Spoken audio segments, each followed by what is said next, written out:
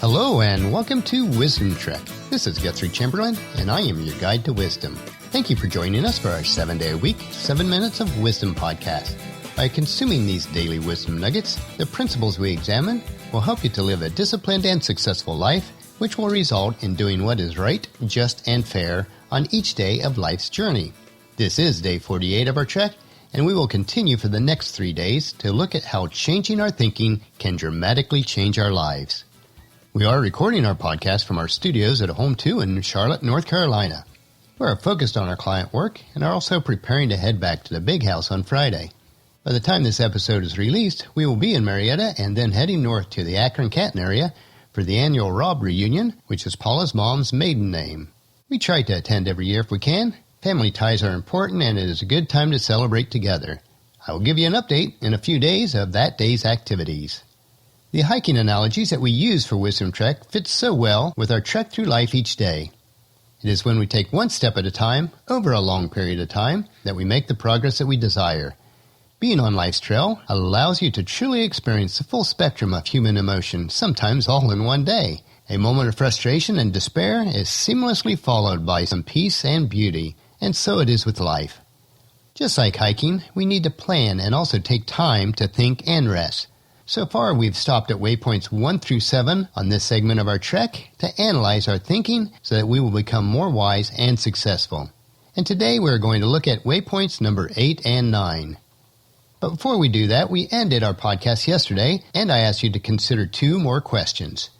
Question for waypoint number 6 was, am I unleashing the enthusiasm of possibility thinking to find solutions for even seemingly impossible problems?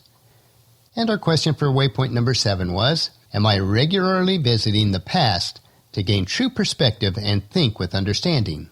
I do encourage you to consider these questions each day and apply them to your lives. This will help you to change your thinking and to start down the trail to a changed life. One of the benefits of hiking on trails is that they are not used frequently and we do not have to compete with the masses of people as you would on a busy thoroughfare.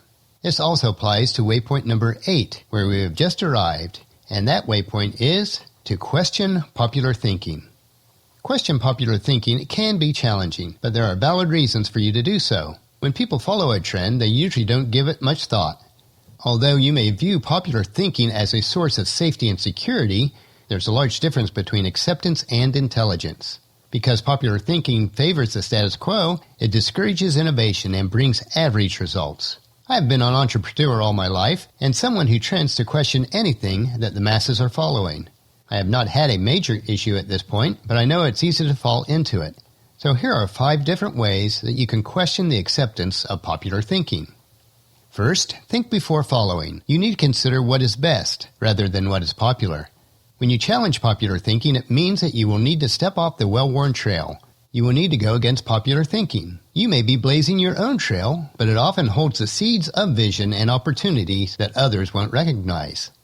Second, appreciate different types of thinking. When you appreciate the ways that other people think, you open yourself up to embrace innovation and change.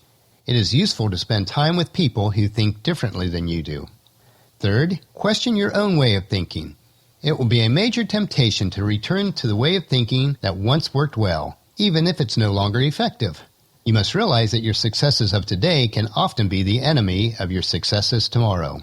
Fourth, try new things in new ways. In order to get yourself out of a rut, innovate in small, everyday ways. By thinking unconventional, you will question the way things are done and look for new options. And fifth, get accustomed to being uncomfortable.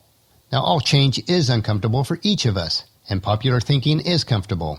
When you embrace new ways of thinking and the achievements that will result, you will have some discomfort. Embrace thinking that may not be popular, and make decisions based upon what works best and what is right. Do not follow what is commonly accepted unless it proves right, just, and fair. As I think about questioning popular thinking, it certainly reminds me of how Christ himself questioned the popular thinking of his day. He questioned the religious leaders continually because they were more interested in self-promotion and preservation than pleasing God.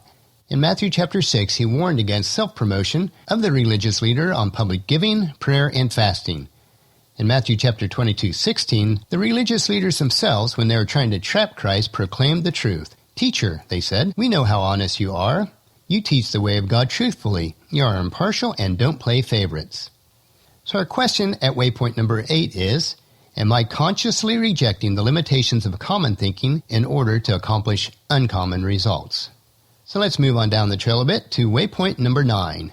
And it is benefit from shared thinking. When you seek out and value other people's thoughts, you can accomplish more than you can alone. Shared thinking is faster, more innovative, and stronger than solo thinking. The ideas that result from your shared thinking benefit both you and those that you are sharing with, which brings greater value overall. To benefit from shared thinking, there are 5 different things that you can do.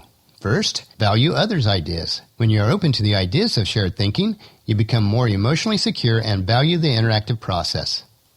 Second, move from competition to cooperation. When you think cooperatively, you will help to complete the ideas of others. It is then that the best idea forms, rather than one person offering just a single idea. Third, have a plan when you are meeting with others. When you meet with others for shared thinking, always have a reason for the meeting and an expectation of what you will contribute or receive from the discussion. Fourth, meet with the right people. Do not choose shared thinking partners based on feelings of friendship or convenience. When you meet with the right people for shared thinking, it will help uncover the best ideas. And fifth, to bring value to those who are collaborators. Shared thinking is not just about you. Make sure everyone is bringing and receiving value from the times of sharing. Shared thinking is clear throughout Scripture also. One passage that comes to mind is Matthew 18, verses 19 and 20. And Christ said, I also tell you this, if 2 of you agree here on earth concerning anything you ask, my Father in heaven will do it for you. For where 2 or 3 gather together as my followers, I am there among them. Shared, but not necessarily popular thinking is crucial for wisdom and success. So that brings us to our question at waypoint number 9, which is, am I consistently searching the minds of others that think over my head and achieve compounding results? We need to learn and then adopt the thinking habits of wise and successful people. Thinking that questions the popular, but shares with the wise.